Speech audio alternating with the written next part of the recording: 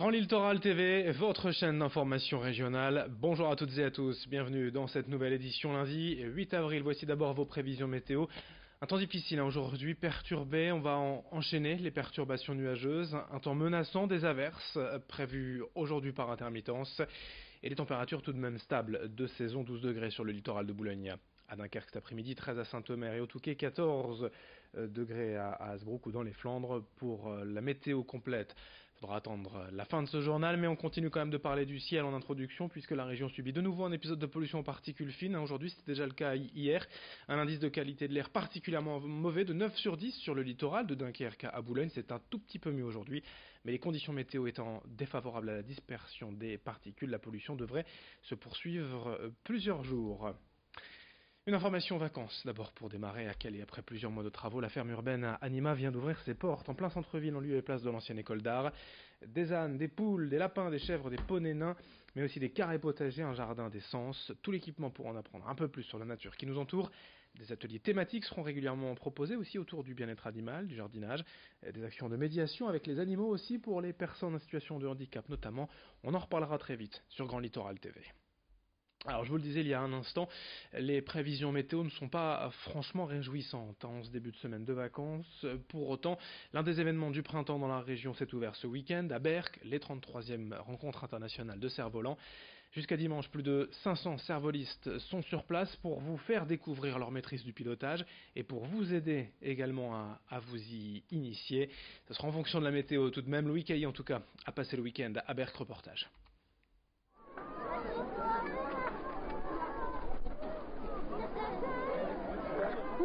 Dans le ciel, une myriade de couleurs, de formes et de tailles variées flotte au-dessus des têtes. Là, un poisson géant, ici un alien, là-bas une roue multicolore. Depuis 33 ans, les cerfs-volistes du monde entier se donnent rendez-vous sur la plage de Berck pour vivre leur passion. Certains des cerfs-volants sont d'ailleurs de véritables œuvres d'art, tandis que d'autres, un peu plus classiques, sont destinés à un usage plus sportif.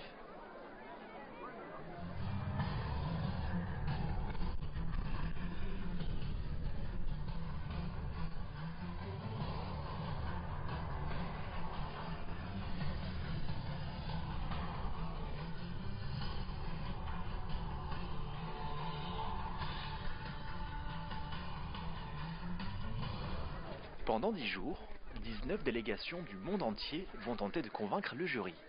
Vol synchronisé, scénarisé, chorégraphié et mise en musique, chaque équipage rivalise d'audace et de technique face à un public captivé.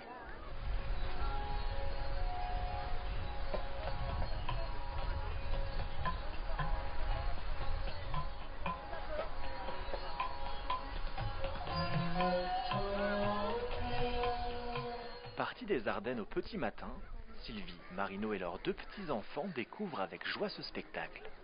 On a eu du mal à arriver jusqu'à l'appartement parce qu'il y a du monde sur la route. Mais on a mis 5h30 pour arriver. Normalement, on en met 3. Mais bon, c'est pas grave. Quand on voit la réussite et le temps se prépare bien pour un beau week-end, donc c'est parfait. Comme eux, d'autres familles viennent profiter du spectacle offert par les cerfs-volistes. Et sur la plage, c'est quand même mieux. On est venu ce matin, on a pique-niqué sur la plage et puis on repart ce soir. Le soleil, les couleurs, le sable, les cerfs-volants, voilà. Ce beau spectacle de cerfs-volants. Pour cette première fois, c'est très agréable, il y a beaucoup de cerfs-volants et c'est un bon moment en famille à passer et on recommande vivement l'événement. Oui. C'est bien, il y a du vent cette année. Ouais, parce que d'habitude il n'y a pas trop de vent. D'habitude il n'y en a pas trop, donc on n'a pas trop l'occasion de les voir voler. Là, ils sont tous en l'air, c'est super bien. Les 33e rencontres internationales de cerfs-volants, c'est toute cette semaine à Berck-sur-Mer. Et ça tombe bien, puisque c'est les vacances.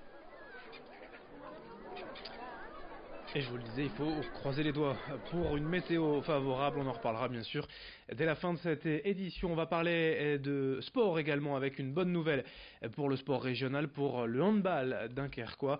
Le SDK s'est brillamment qualifié hier pour la finale de la Coupe de France. C'était en demi-finale hier, une victoire plutôt tranquille, 27-17 face à Nancy. Les Maritimes n'ont pas tremblé et joueront donc face à Chambéry le 25 mai prochain à Paris, à l'Accor Hotel Arena pour un titre cette saison en finale de Coupe de France de handball. On enchaîne avec les dernières nouveautés du Main Square Festival 2019, présenté vendredi à Arras. À 3 mois de l'événement, les organisateurs ont rappelé les grands noms de cette édition, notamment DJ Snake, Damso, Angèle, Ben Harper, Lompal, Big Flo et Oli et d'autres encore. En tout, 47 artistes ou groupes prévus en 3 jours. Et sur les 3 scènes de la Citadelle, parmi les nouveautés cette année, l'organisation prévoit plus de parking et plus de services.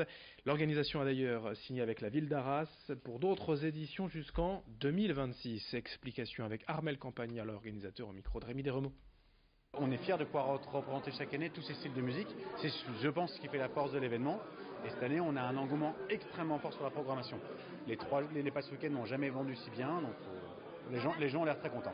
Maintenant, voilà, c'est 47 groupes cette année. C'est des efforts par rapport au passage entre les deux scènes. Comme j'ai expliqué, la régie de la Green Room est explosée en 2 petites régies pour laisser plus d'espace, pour laisser plus de visibilité.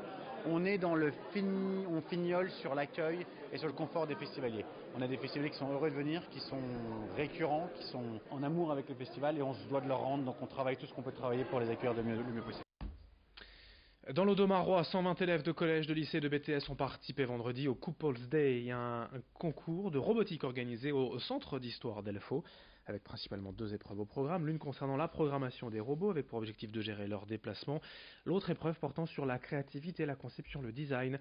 Les vainqueurs de cette Couples Day se rencontreront en finale le 25 avril à Longness. Explication complémentaire avec une élève participante au micro de Corentin Escaillé.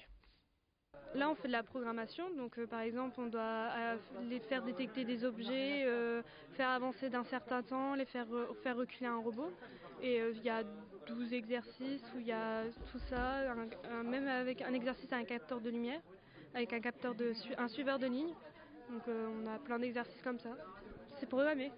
Après, j'ai eu la chance, donc avec le club robot, à avoir des robots humanoïdes, on va dire, même ou d'autres qui ont 6 pattes ou 4 pattes, mais on pouvait les programmer eux.